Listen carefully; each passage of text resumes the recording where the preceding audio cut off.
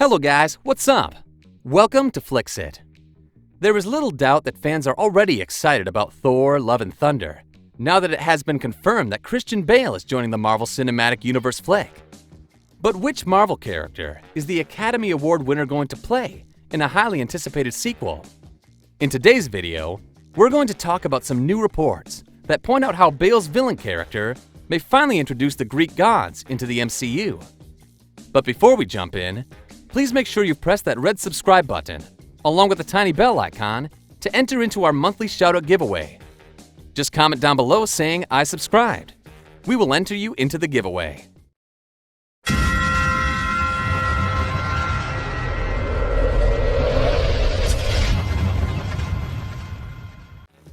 After starring in 3 solo films and 4 Avengers movies, Chris Hemsworth is set to reprise his role as the God of Thunder in Thor: Love and Thunder, which makes him the first ever MCU character to have his movie series extend beyond a trilogy. Taika Waititi, who is credited with rejuvenating the Thor franchise by directing Thor: Ragnarok, is back to helm Thor 4, which will bring Valkyrie, Tessa Thompson, and Jane Foster, Natalie Portman, who hasn't appeared in the MCU since 2013's Thor: The Dark World. In the new movie, Jane Foster is set to wield the hammer and become Mighty Thor. We recently got our official confirmation from Tessa Thompson that Christian Bale is set to play the main villain in the God of Thunder's 4th solo adventure, although most people already figured that would be the case. Memorable bad guys have frequently been a problem for the Marvel Cinematic Universe, but having an actor of Bale's caliber on board is one of the most exciting pieces of casting that the studio has announced in a long time, especially with Academy Award winner Taika Waititi returning for Love and Thunder, promising to double down on the madness he brought to the series with Ragnarok. Thor: Love and Thunder can introduce the Greek pantheon of gods to the MCU through Christian Bale's character. The Thor franchise has always focused on gods from Norse mythology, like Thor, Odin, and Loki. But in Marvel Comics, the Greek gods also exist in the Marvel Universe, and their existence allows Thor to interact with characters like Hercules, Ares, and Zeus.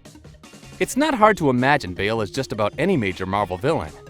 After all, the Batman Begins star has already proven he can take on just about any role possible. On the other hand, Marvel Studios are most likely to use his talent for a truly worthy cause, and that could be to introduce new gods into the MCU, now that most of the Asgardians are dead.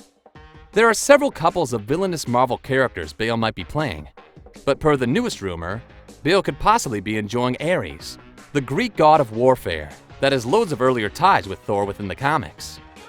Ares, who is the god of war and Hercules' biggest villain in Marvel Comics, may be a brutal and bloodthirsty warrior who thrives on combat and warfare.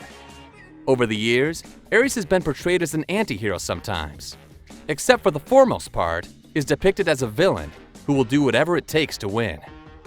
While playing Batman and different characters, Bale revealed that he would be excellent for a grim, brooding, no-nonsense villain like Ares.